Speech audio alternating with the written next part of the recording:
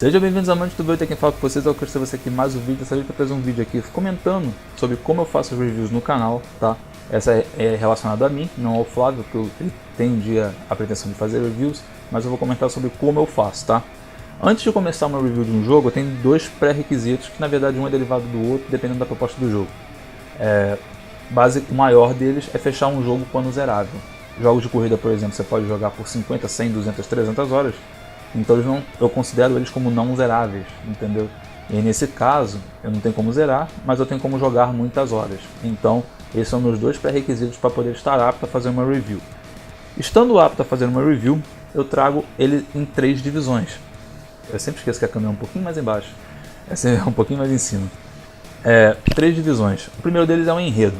O enredo, eu conto a história do jogo, eu trago a premissa da história, né, o que ela vai se fundamentar, se as sidequests se embasam essa história e se tem barrigas ou não. Aí já começa os critérios, aqui já é um critério talvez de tirar ponto ou não, depende dessa barriga, beleza? Então aqui eu analiso a história como um todo, isolada dos critérios técnicos, e trago uma versão sem spoiler para vocês, para poder analisar esse ponto, e aí chega na minha cabeça num valor, beleza?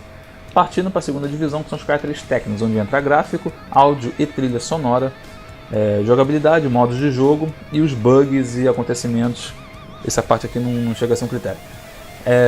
Gráficos, áudio e trilha sonora e modos de jogo são dependentes da proposta. Então, não há de convir, vocês têm que concordar comigo que eu não posso pegar um Ori e comparar com God of War, no caso de gráfico, pois são estilos gráficos diferentes, mas mesmo em estilos gráficos semelhantes como Gears e God of War, tem certas coisas que eu não posso comparar, como por exemplo, o God of War tem uma brecha de mitologia maior do que Gears, então eu não posso chegar e falar que um Mundur que está aqui tem um gráfico mais bonito do que um Corpser, por exemplo. São parâmetros diferentes dentro de um mesmo estilo de gráfico, então esses critérios eu acabo retirando. Eu acabo avaliando mais como é o contexto gráfico mesmo do jogo, beleza? No áudio e trilha sonora é baseado no que o jogo se propõe. Então, por exemplo, se eu fosse fazer uma review do Forza 7, eu tiraria pontos em relação ao Forza 6, porque o som dele, apesar de estar mais nítido, não está tão apurado quanto era no 6, entendeu? Mais ou menos. Então aí vai depender também das sequências que o jogo teve, se teve uma evolução, uma decadência. Isso serve também para o God of War, tá? Isso serve também, por exemplo, para Shadow of the Tomb Raider quando for jogar, Assassin's Creed. Esses critérios aqui, se o jogo for um jogo de muito nome, também entram caracteres subjetivos pelo peso que a franquia exerce, tá? Então, uma coisa que muitas pessoas não entenderam porque eu levantei, e outras falaram que bacana que você levantou e concordaram, e algumas discordaram, foi quando eu falei que o God of War não tem uma trilha sonora de peso, principalmente um tema. São músicas muito bacanas, são músicas que compõem um excelente CD de músicas, mas ele não tem aquelas músicas que batem na sua cabeça, como por exemplo Dark Souls faz, entendeu? Apesar de ser um jogo de qualidade técnica e épica como Dark Souls, o God of War falhou nesse quesito, por isso nesse caso eu tirei ponto dele, porque God of War sempre foi conhecido por suas trilhas sonoras, né? Principalmente pelos seus temas. Então esse tópico que eu levantei foi bacana, tal, e eu particularmente prezo muito mais uma boa trilha sonora do que um jogo muito bonito, entendeu? Para o próximo tópico tem a jogabilidade, que eu basicamente analiso só o tempo de resposta dos comandos, porque o layout varia de jogo para jogo, varia de proposta para proposta, e não tem como avaliar esse tipo de coisa, porque às vezes um layout para uma pessoa é bom, o layout para outra é ruim.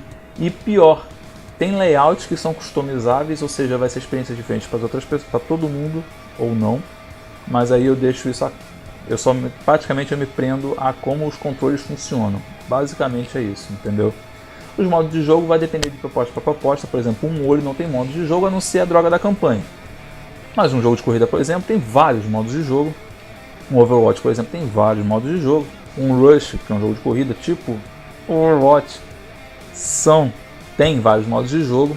E aí depende de caso a caso. Por exemplo, no Rush eu deixei como carta branca o modo ranqueado deles. Por quê? porque o ranqueado, a Codemasters comentou que depois ela ia investir nisso. Eu não sei em que pé que está ainda, porque eu desinstalei para jogar outras coisas.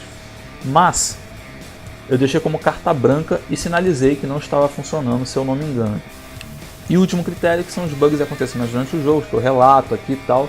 Bugs, no geral, eu desconsidero, tá? Entretanto, há bugs que não há como desconsiderar, como por exemplo, NPCs que saem de missões principais que não aparecem, áudio que não sai, perda de save. Tem certos bugs que eu aceito e certos bugs que eu relevo.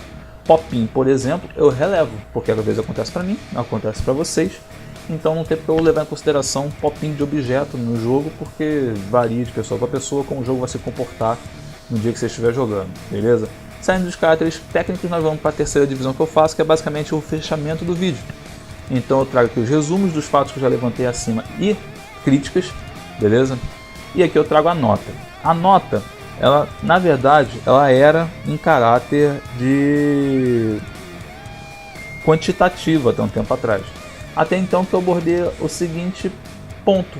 É mais fácil eu botar a nota atrelada ao meu nível de recomendação. É mais justo com o jogo, quanto para vocês que estão assistindo. É mais justo para mim, né?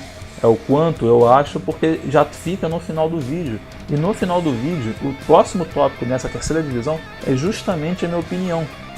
Então eu posso pôr esses dois tópicos na mesma chave e serem conversados entre si. Então eu achei muito mais interessante botar meu nível de recomendação do que quanto de fato uma IGN, por exemplo, avalia um jogo baseado na sua nota, dá um 9 e diz lá, excelente, entendeu?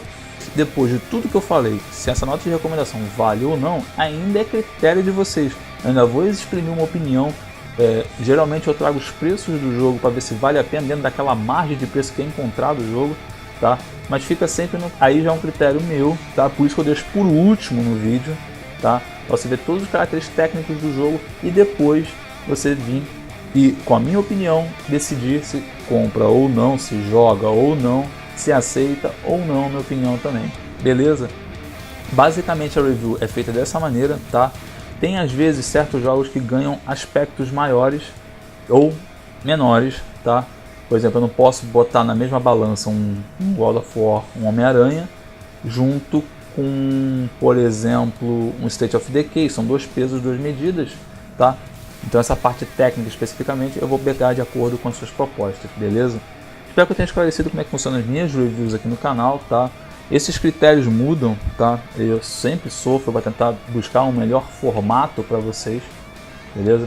E eu espero que vocês gostem das reviews que eu trago aqui no canal, beleza? Espero que aqui tenha esclarecido bastante coisa, vai ficar aí registrado no canal para sempre. Na melhor, eu vou trazer depois um complemento e ajuste e remendo a esse vídeo aqui. Fechou?